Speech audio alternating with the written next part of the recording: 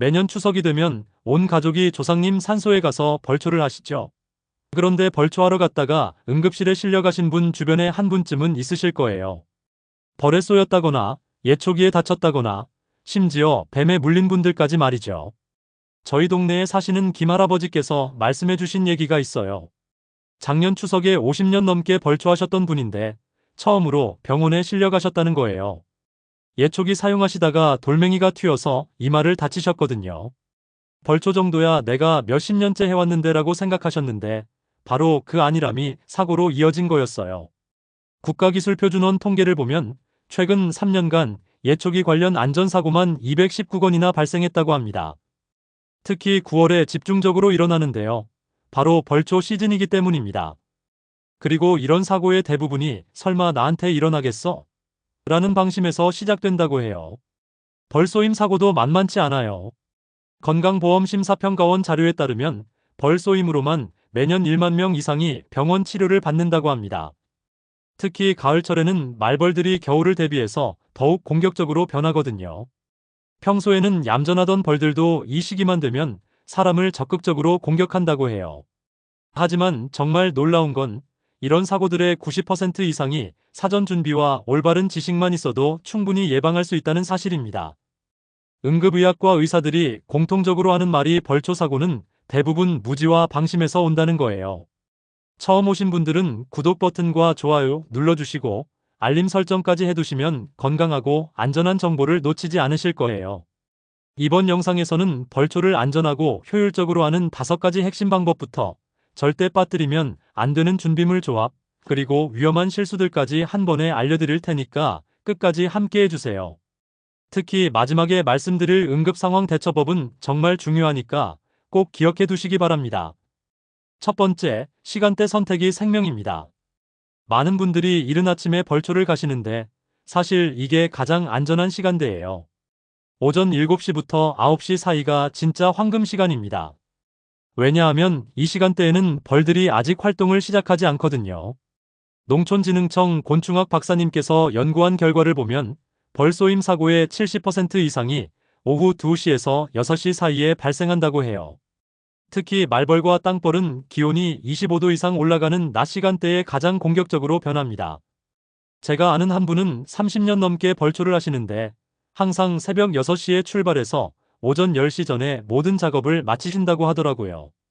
그분 말씀이 해가 뜨자마자 시작해서 뜨거워지기 전에 끝내는 게 비결이라고 하시더라고요. 그리고 또 하나 중요한 건 비가 온 다음 날은 절대 피하셔야 해요. 습도가 높으면 벌들이 더 예민해지고 진드기 같은 해충들도 더 활발하게 움직입니다. 특히 쯔쯔가무시병을 일으키는 털진드기는 습한 환경을 좋아해서 비 온 다음 날이 가장 위험해요. 날씨 선택도 중요합니다. 바람이 강한 날이나 흐린 날보다는 맑고 바람이 잔잔한 날을 선택하세요. 바람이 강하면 예초기 사용할 때 잘린 풀이나 돌멩이가 사방으로 튀어서 더 위험하거든요. 두 번째, 복장이 곧 방어막입니다. 더운데 왜 긴팔을 입어야 해? 라고 하시는 분들 정말 많으세요. 하지만 벌초복은 패션이 아니라 안전장비라고 생각하셔야 해요. 복장 하나 잘못 입으면 정말 큰일 날 수 있거든요. 밝은 색상의 긴팔, 긴 바지는 절대 필수입니다. 벌들은 색깔을 구별하는 능력이 뛰어난데 어두운 색에 더 공격적으로 반응해요. 특히 검정, 갈색, 빨간색은 벌들이 천적으로 인식하는 색깔이라서 피해야 합니다. 반면 흰색, 베이지색, 연한 회색 같은 색상은 벌들이 잘 인지하지 못해서 안전해요. 양봉업자들이 왜 흰옷을 입는지 생각해보세요. 벌들이 가장 덜 위험하다고 느끼는 색깔이거든요. 장화도 꼭 신으시고요. 운동화나 샌들은 절대 안 됩니다. 뱀이나 벌레들로부터 발을 보호할 수 있는 건 장화뿐이에요. 특히 무릎까지 오는 긴 장화를 선택하시면 더욱 안전합니다. 모자와 장갑도 절대 빠뜨리면 안 됩니다. 머리와 손은 벌들이 가장 자주 공격하는 부위거든요. 특히 머리는 움직임이 많고 냄새도 많이 나서 벌들의 타겟이 되기 쉬워요. 챙이 넓은 모자를 쓰시면 얼굴까지 보호할 수 있어서 더 좋습니다. 옷 재질도 중요해요. 두꺼운 면직물이나 데님 소재가 좋습니다. 얇은 폴리에스터나 나일론은 벌침이 뚫고 들어올 수 있어서 위험해요. 세 번째, 방충제 활용법을 제대로 알아두세요. 시중에 파는 일반 모기약으로는 턱없이 부족해요. 벌초용 방충제는 따로 있습니다. 디트 성분이 20% 이상 들어간 제품을 선택하시고 벌초 30분 전에 미리 발라두세요. 식품의약품안전처에서 승인한 제품 중에서 선택하시는 게 안전해요. 특히 진드기 방충 효과까지 있는 제품으로 고르시면 일석이조입니다. 바르는 방법도 중요해요. 목덜미, 손목, 발목 같은 맥박이 뛰는 부위에 특히 꼼꼼히 발라주시고요. 옷 위에도 뿌려주시면 더욱 효과적입니다. 하지만 얼굴에는 직접 뿌리지 마시고 손에 묻혀서 얼굴에 발라주세요. 천연 방충제도 함께 활용해보세요. 페퍼민트 오일이나 라벤더 오일을 물에 희석해서 스프레이로 만들어 사용하시면 화학성분 부담도 덜고 효과도 좋아요. 특히 아이들이나 피부가 민감한 분들께는 천연 방충제를 추천드려요. 방충제를 뿌릴 때는 바람의 방향을 고려해서 뿌려야 해요. 바람을 등지고 뿌리면 얼굴로 날아올 수 있거든요. 네 번째, 예초기 안전수칙은 생명과 직결됩니다. 예초기 사고는 정말 무서워요. 농촌진흥청 통계에 따르면 농업기계 사고 중 예초기 사고가 10.1%를 차지한다고 합니다. 그리고 이런 사고의 대부분이 기본 안전수칙을 지키지 않아서 발생해요. 작업 전에 반드시 주변 15m 이내의 이물질을 제거하세요. 돌덩이, 유리병, 쇠막대, 철사 같은 게 있으면 예초기 날에 맞아서 총알처럼 튀어나가거든요. 실제로 이런 파편에 맞아서 실명한 사례도 있어요. 예초기 점검도 미리 해두셔야 해요. 날이 제대로 고정되어 있는지, 연료는 충분한지, 시동은 잘 걸리는지 미리 확인해 보세요. 현장에서 고장나면 정말 난감하거든요. 그리고 절대 다른 사람이 15m 안에 들어오면 안 됩니다. 작업자 주변에는 보이지 않는 위험 반경이 있다고 생각하세요. 특히 아이들은 더욱 멀리 떨어뜨려 놓으셔야 해요. 작업 중에 칼날에 뭔가 끼었다 싶으면 반드시 시동을 끄고 확인하세요. 시동을 켠 채로 손을 대는 순간 큰 사고로 이어질 수 있어요. 이런 작은 방심이 손가락을 잃는 사고로 이어진 경우가 너무 많아요. 보호장비도 절대 소홀히 하면 안 됩니다. 보안경, 안전화는 기본이고 가능하면 예초기 전용 보호복을 착용하시는 게 가장 안전해요. 좀 불편하더라도 안전이 우선이니까요. 다섯 번째, 응급상황 대비책을 미리 준비하세요. 벌초 장소는 대부분 산간 지역이라 휴대폰이 잘 안 터지죠. 응급 상황이 발생했을 때 당황하지 않으려면 미리 준비가 필요해요. 벌초 가기 전에 그 지역 응급실 전화번호와 119 신고센터 번호를 휴대폰에 저장해 두세요. 그리고 가능하면 위성전화나 GPS 기능이 있는 장비를 하나 준비해 두시는 것도 좋아요. 응급처치용품도 꼭 준비해 가세요. 벌독 제거용 핀셋, 소독약, 밴드, 얼음팩, 진통제 정도는 기본이에요. 특히 벌독 알레르기가 있는 분은 에피펜을 반드시 지참하셔야 해요. 응급 상황 발생 시 연락할 사람들의 번호도 미리 정리해 두세요. 가족들뿐만 아니라 근처에 사는 친척이나 지인들 연락처도 있으면 도움이 됩니다. 벌초 효율성을 배가시키는 최고 준비물 조합 3가지를 알려드릴게요. 첫 번째, 예초기 제초제의 완벽한 콤비네이션. 대부분 예초기만 가져가시는데 사실 제초제를 함께 사용하면 훨씬 효율적이에요. 벌초 일주일 전에 미리 가서 제초제를 뿌려두시면 풀이 누렇게 말라서 예초기 작업이 정말 수월해집니다. 환경부 승인을 받은 저독성 제초제를 사용하시고 반드시 사용법을 정확히 읽어보세요. 요즘 나온 제초제들은 예전보다 훨씬 안전하고 효과도 좋아요. 특히 지하수 오염을 방지하는 성분들이 들어있는 제품들이 많이 나와 있어요. 제초제 사용할 때도 주의사항이 있어요. 반드시 방호복을 착용하시고 바람이 불지 않는 날을 선택하세요. 제초제가 바람에 날려서 다른 식물이나 농작물에 피해를 주면 안 되거든요. 그리고 제초제를 뿌린 후에는 최소 3일은 기다리셔야 해요. 그래야 풀이 완전히 말라서 예초기로 작업하기 편해집니다. 너무 서두르면 오히려 효과가 떨어져요. 뿌리는 방법도 중요해요. 골고루 뿌리되 과도하게 사용하면 안 됩니다. 제품에 표시된 희석 비율을 정확히 지켜야 해요. 진하게 뿌린다고 효과가 더 좋아지는 게 아니거든요. 두 번째, 낫호미의 전통적이지만 확실한 조합.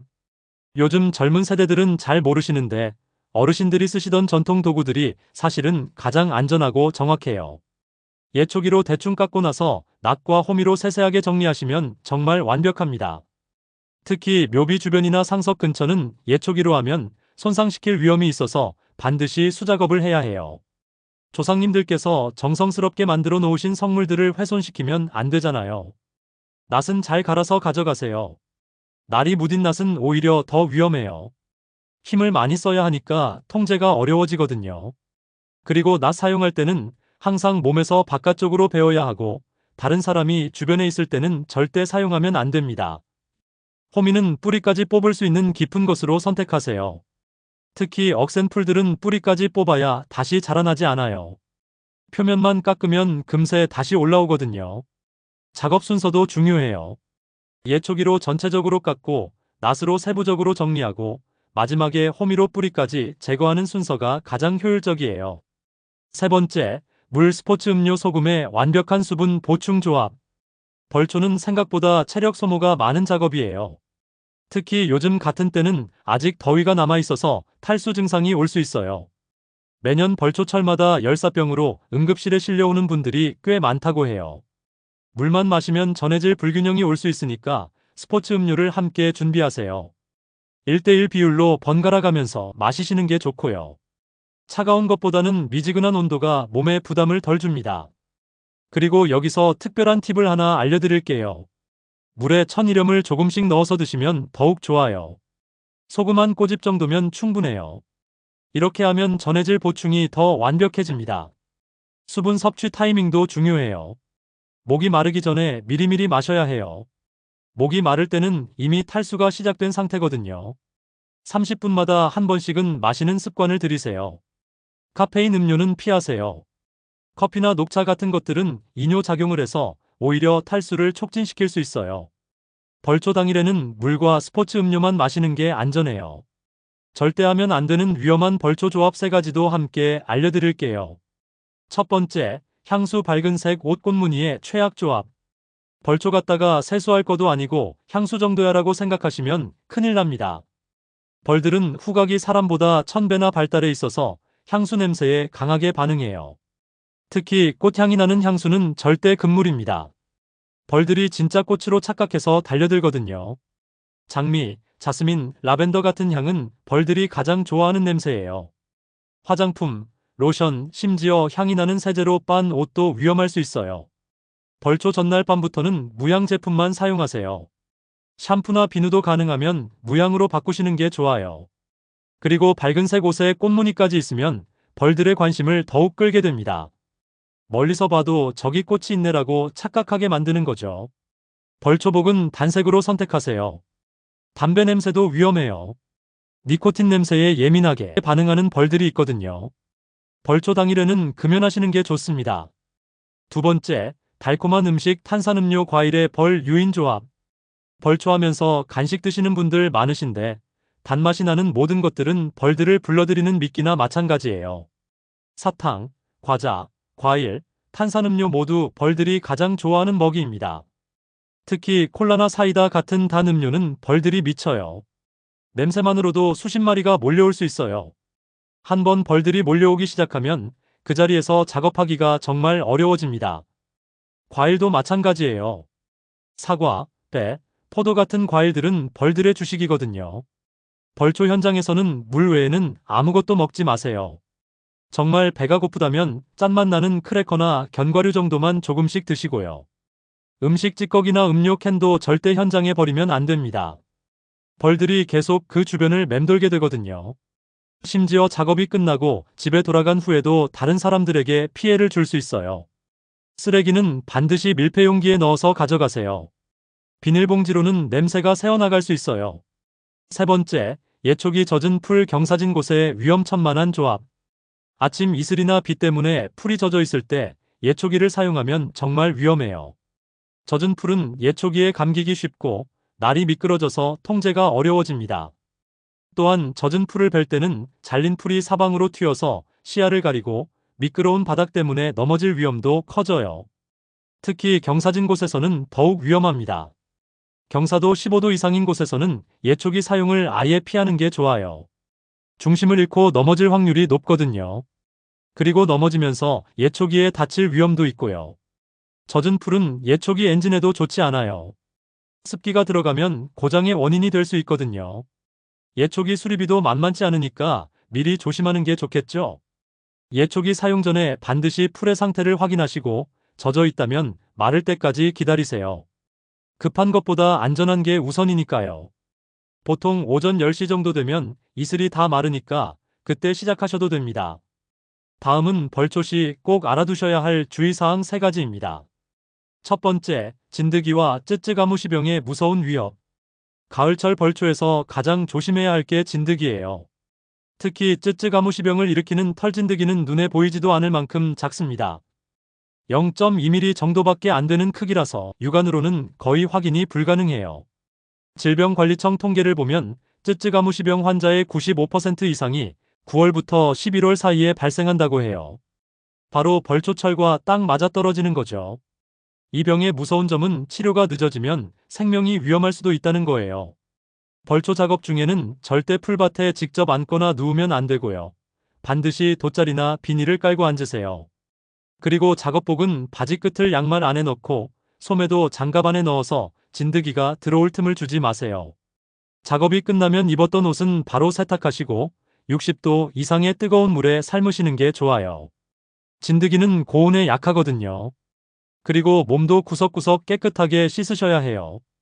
쯔쯔가무시병은 감염 후 1에서 2주 정도 잠복기가 있어요. 벌초 후에 갑자기 고열이 나고 근육통, 두통이 생기면서 몸에 검은 딱지나 발진이 생기면 반드시 병원에 가서 벌초를 다녀왔다고 말씀하세요. 두 번째, 뱀 물림 사고의 실제 위험성과 대처법. 많은 분들이 요즘 뱀이 어디 있어? 라고 하시는데 우리나라에도 독사가 분명히 있어요. 살무사, 까치살무사, 쇠살무사가 대표적인데 가을철에도 여전히 활동합니다. 건강보험심사평가원 통계를 보면 뱀 물림 환자의 49.3%가 8에서 10월에 발생한다고 해요. 뱀들이 겨울잠을 준비하면서 더 활발하게 움직이기 때문이에요. 특히 산간 지역의 묘지 같은 곳은 뱀들이 서식하기 좋은 환경이거든요. 뱀은 기본적으로 사람을 피하려고 해요. 하지만 갑자기 놀라거나 위협을 느끼면 공격할 수 있어요. 그래서 풀숲에 손을 함부로 넣지 마시고 작업 전에 긴 막대기로 주변을 먼저 확인해 보세요. 뱀을 발견하면 절대 잡으려고 하지 마세요. 죽은 뱀도 위험해요. 뱀의 반사신경은 죽은 후에도 한동안 남아있거든요. 그냥 조용히 그 자리를 피하는 게 최선입니다. 만약 뱀에 물렸다면 절대 뛰면 안 됩니다. 심장박동이 빨라지면 독이 더 빨리 퍼져요. 물린 부위를 심장보다 낮게 하고 즉시 병원으로 가세요. 그리고 가능하면 뱀의 사진을 찍어 두시면 치료에 도움이 됩니다.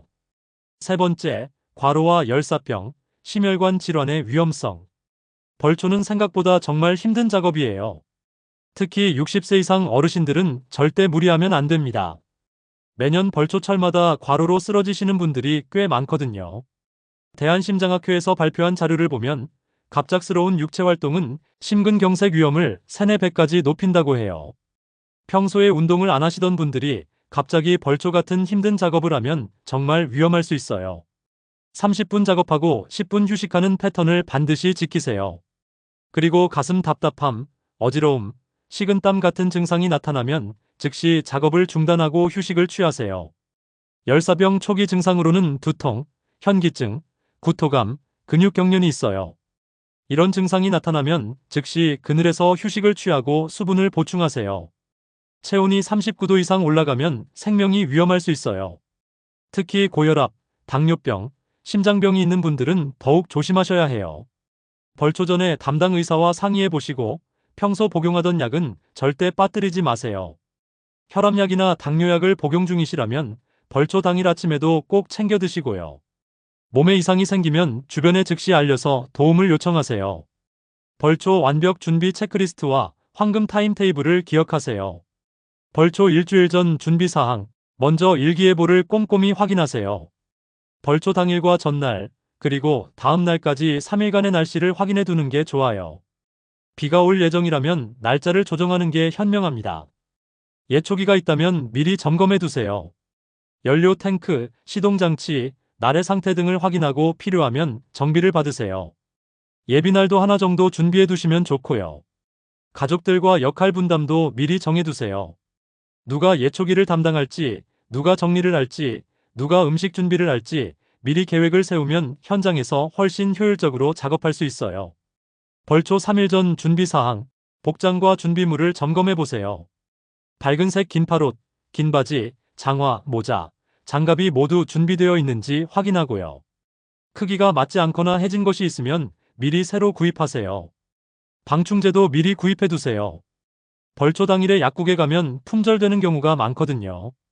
디트 성분 20% 이상 제품으로 2에서 3개 정도 준비해 두시면 충분해요. 응급처치용품도 미리 준비하세요. 소독약, 밴드, 진통제, 핀셋, 얼음팩 등을 작은 가방에 정리해 두시면 좋겠죠. 벌초 전날 준비사항, 차량 점검을 해보세요. 연료, 타이어 공기압, 엔진 오일 등을 확인하고 문제가 있으면 미리 정비를 받으세요. 산간 지역에서 차가 고장나면 정말 난감하거든요. 음식과 물을 준비하세요. 간단한 도시락과 충분한 양의 물, 스포츠 음료를 준비해 두세요. 얼음도 쿨러에 넣어서 가져가시면 좋고요. 휴대폰 배터리도 충분히 충전해 두시고 보조 배터리도 하나 준비해 두세요. 응급 상황에서 연락을 못하면 큰일 나거든요. 벌초 당일 황금 타임테이블 예시입니다. 오전 5시 30분 기상 후 간단한 세면과 옷 갈아입기. 오전 6시 간단한 아침 식사. 오전 6시 30분 최종 준비물 점검 및 출발 준비. 오전 7시 출발. 오전 8시 현장 도착 후 주변 환경 확인. 오전 8시 30분에서 12시 본격적인 벌초 작업. 오후 12시에서 1시 점심 식사 및 충분한 휴식. 오후 1시에서 2시 30분 마무리 작업 및 정리. 오후 3시 성묘 및 제사. 오후 4시 철수. 이 시간표를 지키시면 안전하면서도 효율적으로 벌초를 마칠 수 있어요. 마지막으로 절대 하면 안 되는 벌초 실수 7가지 말씀드릴게요. 첫 번째 실수 혼자서 벌초하기. 아무리 익숙한 곳이라도 혼자 벌초하는 건 정말 위험해요. 만약 사고가 생겼을 때 도움을 요청할 사람이 없으면 큰일 납니다. 최소 2명 이상이 함께 가세요. 실제로 작년에 경북 어느 지역에서 70대 할아버지가 혼자 벌초하러 가셨다가 예초기에 다쳐서 6시간 동안 방치된 사건이 있었어요. 다행히 지나가던 등산객이 발견해서 병원으로 이송됐지만 정말 위험한 상황이었거든요. 두 번째 실수, 안전장비 없이 예초기 사용하기. 몇 분 안 걸리는데 뭘이라는 생각으로 보안경, 장갑 없이 예초기를 사용하는 분들이 많아요. 하지만 사고는 한순간에 일어납니다. 돌멩이 하나가 튀어서 눈에 맞으면 실명할 수도 있어요. 세 번째 실수, 벌집 발견 시 직접 제거하려고 하기. 벌집을 발견하면 절대 직접 건드리지 마세요. 담배 연기를 피우면 벌들이 도망간다는 잘못된 상식을 믿고 시도하시는 분들이 있는데 오히려 더 위험해요. 즉시 그 자리를 떠나고 119에 신고해서 전문가에게 맡기세요. 네 번째 실수, 예초기 시동 켠 채로 이동하기.